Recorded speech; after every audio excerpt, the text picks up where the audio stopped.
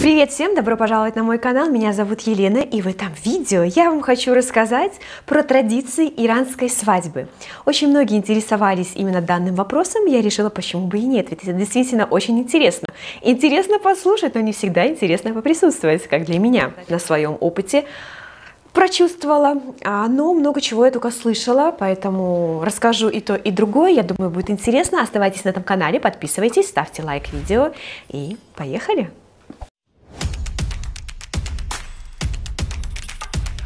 Итак, что же такое иранская свадьба? Аруси. Аруси – это свадьба в переводе с персидского языка. Особенностью свадьбы иранской является то, что там очень много церемоний. Я насчитала аж на 10 церемоний, которые имеют отношение к свадьбе. Это взято из религии, а что-то это просто традиции. Поехали. Итак, этап за этапом. Первый этап – это хостегари. Бывает как? Бывает, что уже парень с девушкой определились, так это сказать, повстречались и решили пожениться. И вот, когда приходит семья парня с официальным визитом к семье девушки, то есть просить данную девушку в жены звать, это и есть хостегари, то есть официально приходят с цветами, с какими-то сладостями, разговаривают и решают данный вопрос. Но бывает так, что просто так к тебе пришли гости из ниоткуда, ты такая сидишь на выданье, а тут о-о-о, постучались к тебе в дверь, а там ты смотришь, пришли с цветами, со сладостями и говорят, а мы пришли к вам за девушкой.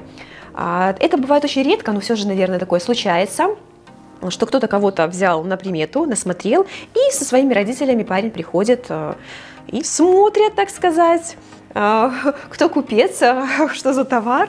И на этом этапе решают, да или нет. Но чаще всего, я еще раз говорю, это все давным-давно решено парнем и девушкой. Но, тем не менее, семьи должны знакомиться, подходит ли им это по статусу семьи друг к другу, либо нет, либо это просто прихоть детей.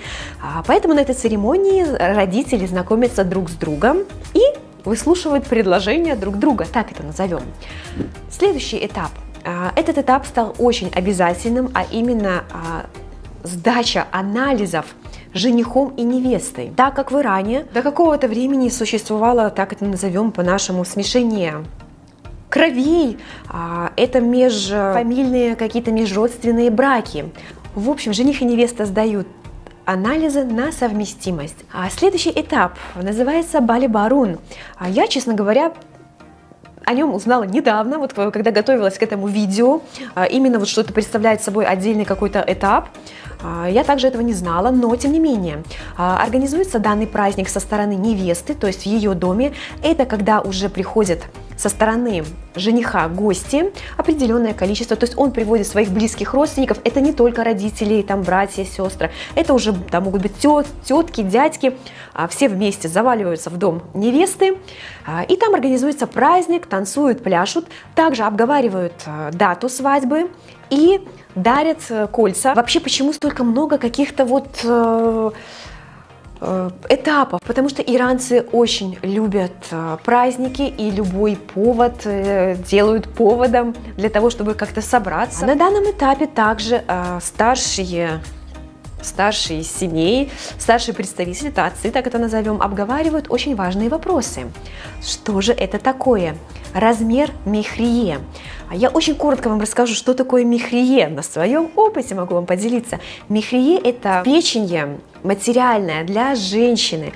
Это взято из религии ислама. В Иране мехрие чаще всего устанавливают в монетах. Монеты имеют определенную свою стоимость на рынке. На данный момент это что-то вроде 400 с чем-то долларов. Так вот, в Иране даже есть мода, что устанавливают сумму мехрие, равную году рождения невесты.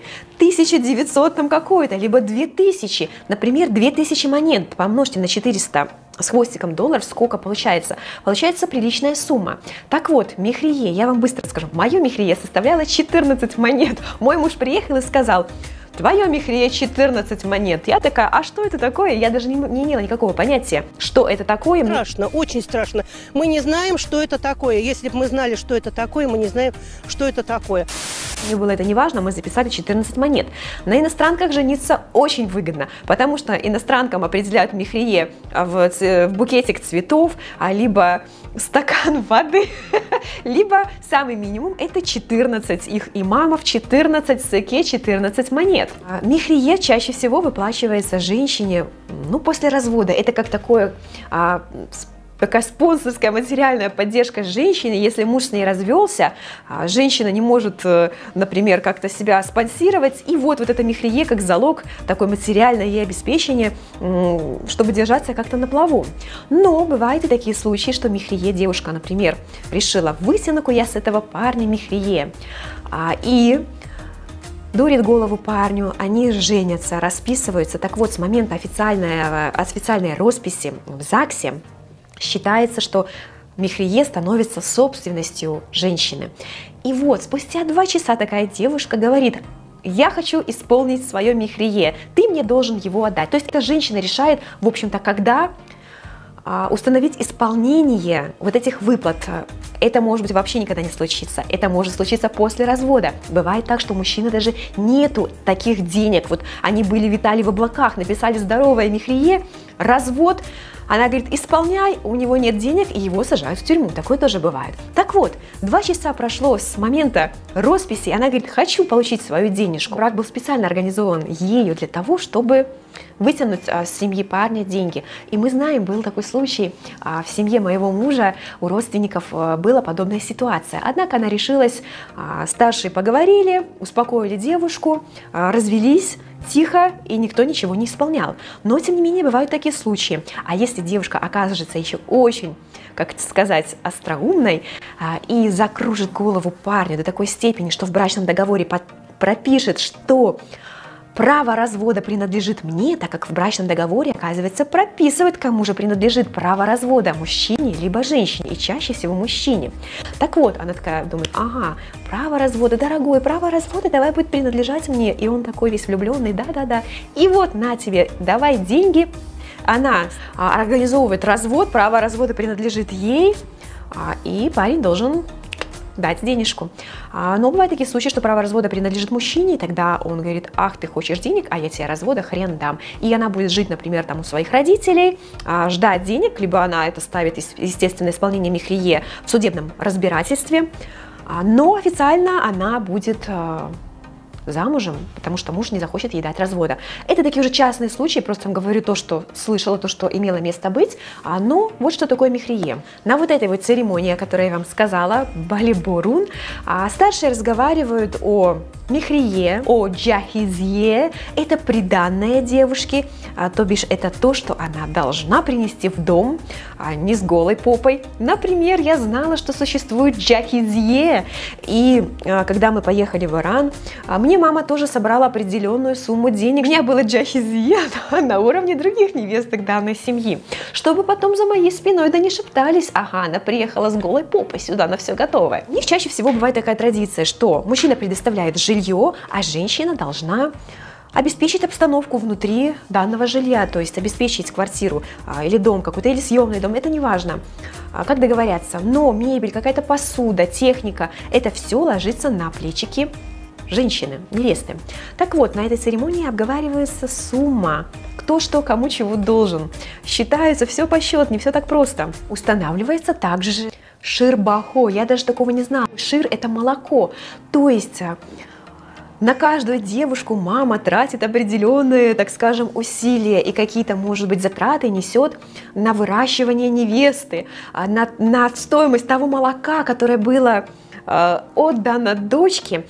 Это взято тоже из древности, из того, что, например, когда у матери не было своего молока, нанимали кормилицу, и кормилице за то, что она кормит дочку грудью, например, давалась какая-то вот компенсация суммы. Так вот, в будущем это все должен компенсировать жених. Сумму затрат на молоко своей невесты должен компенсировать жених. Это какая-то помощь в приданном, это помощь для сбора приданного девушки. Все очень интересно интересно звучит. Еще раз говорю, это может быть не во всех семьях прям такое соблюдается, а кто-то, может быть, и чтит все эти традиции. Все по-разному, но вот как должно быть, я вам рассказываю. Организуется в доме невесты, жених собирается со всей своей родней, приходит с цветами, с тортиком, колечко, чадра белая для девушки дарится и всякие женские принадлежности, там могут быть платье, сумочка, какие-то туфельки. Это все приносится в качестве дара невесте. Следующая очень важная церемония номзади, это как помолвка. Также организуется родителями невесты в ее доме, например. Выглядит такой, как... Это не ужин, может быть, и не обед, это просто послеобеденный такой сбор какой-то, где будут тебе подавать фрукты, сладости. И вот после вот этой намзади церемонии помолвки уже официально, неофициально, но опять-таки считаются вот помолвленными молодые, они могут вместе гулять, но вступать в интимные отношения все еще нельзя. Вступать в интимные отношения можно только после росписи в ЗАГСе. Вот этот вот период от помолвки до свадьбы может быть очень затянутым, это может быть и 6 месяцев, и год. Это уже зависит от состояния материального жениха, а может быть жениха и забирают в армию, и они решили помолвиться, и невеста будет сидеть и ждать своего жениха, пока он не вернется, и они не отгуляют свадьбу. Следующая церемония – акт. Это непосредственная роспись в ЗАГСе, в Махзаре. Чаще всего, естественно, едут в ЗАГС, иногда вызывают к себе религиозного деятеля, ахунда, который будет читать молитву и спрашивать да или нет. Очень интересно, что женщину спрашивают аж 3 раза, могут спросить, и она может прям вот молчать, но на 3-й раз она должна сказать свое «да». Нет, но на 3-й раз может сказать «да» с разрешения родителей. Уже официально считается роспись совершена, официально объявляются жених и невеста мужем и женой. После этого также имеет место быть праздник, устраивается уже непосредственно со стороны жениха, тоже называются гости, а бы только потанчить лишний раз. Это и есть церемония акда, церемония не самой свадьбы, а вот именно вот этой вот росписи. Но я им что скажу, иногда бывает, что вот эта роспись и свадьба – это разные дни. Но в последнее время чаще всего роспись и свадьбу делают, как и у нас, в один день. Чего там гулять лишний раз? Все вместе отбабахали, меньше растрат. Всем выгоднее. Следующая церемония после росписи, может быть, если свадьба не в один и тот же день, например, есть такой вот, как это сказать, церемония приданного.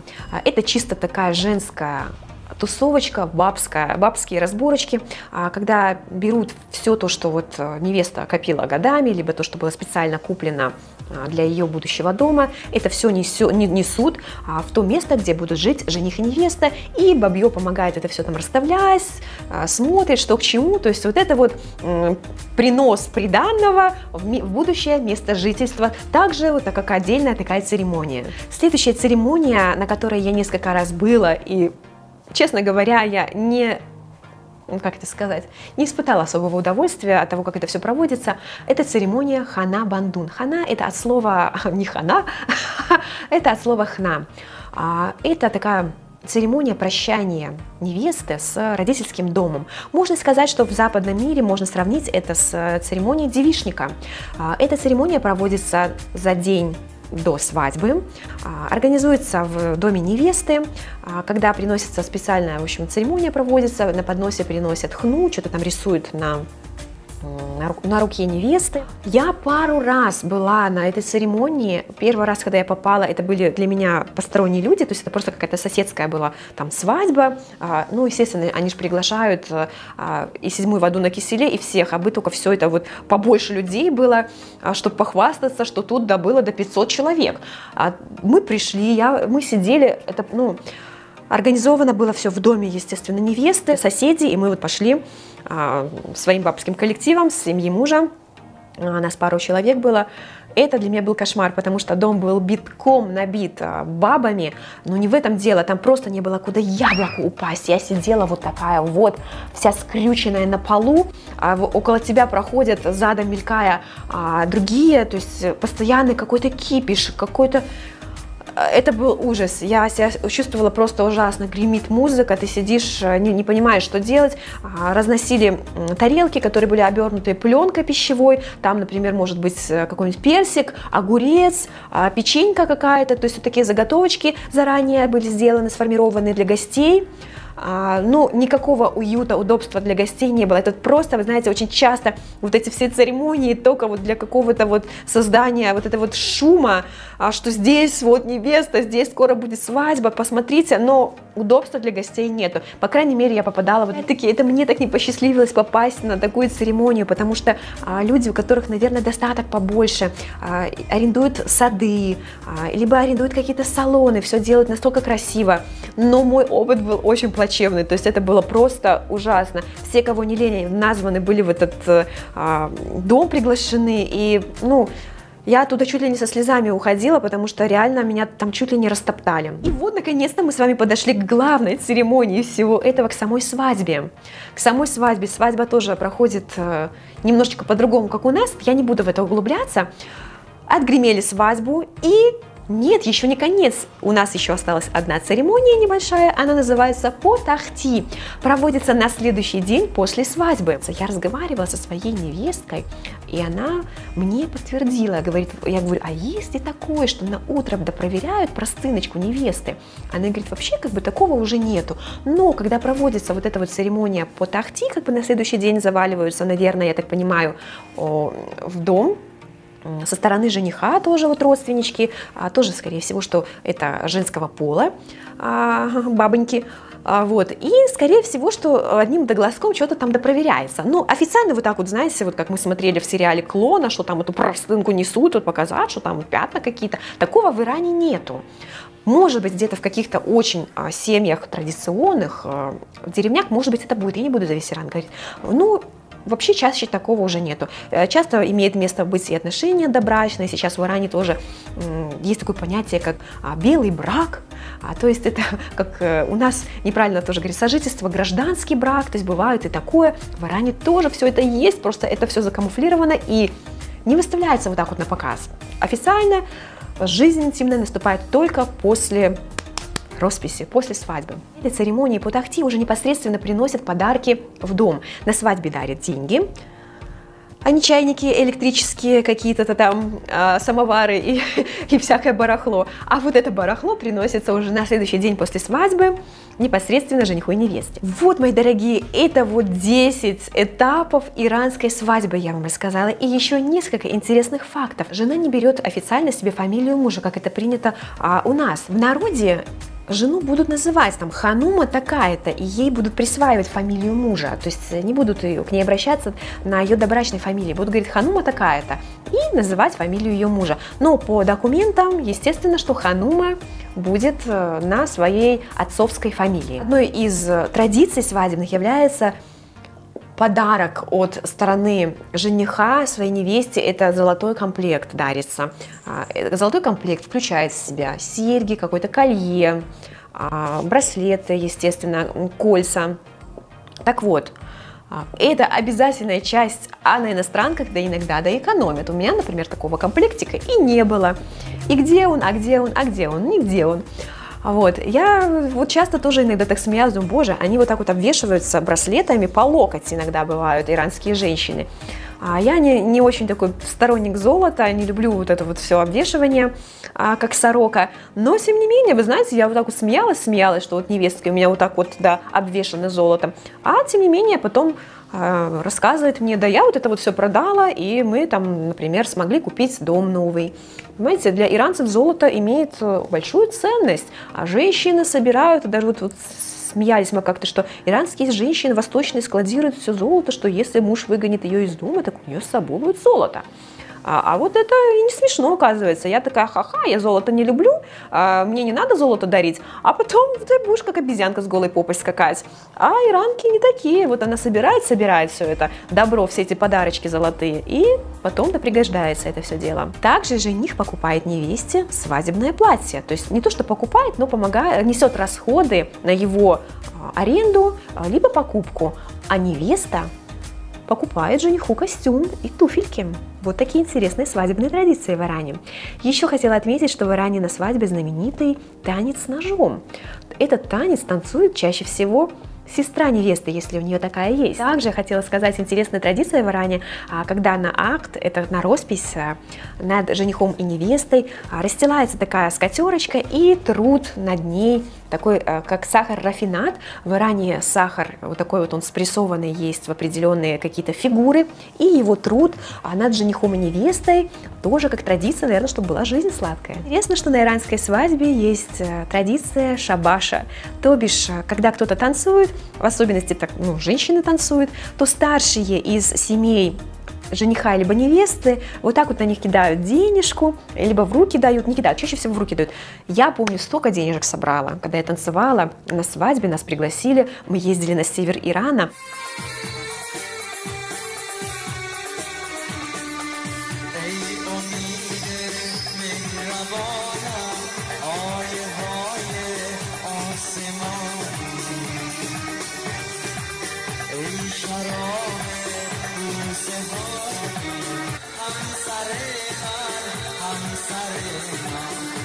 Так вот, я там столько танцевала, и мне столько денежек там надавали на свадьбе. Поэтому на свадьбах иранских танцевать очень даже выгодно, вам могут надавать хорошего шабаша. Это, наверное, самые главные пункты, которые я вам хотела рассказать про иранскую свадьбу. Надеюсь, вам было весело и интересно. Обязательно ставьте лайк видео, подписывайтесь на мой канал. Всех люблю, целую, жду ваших комментариев и до новых встреч!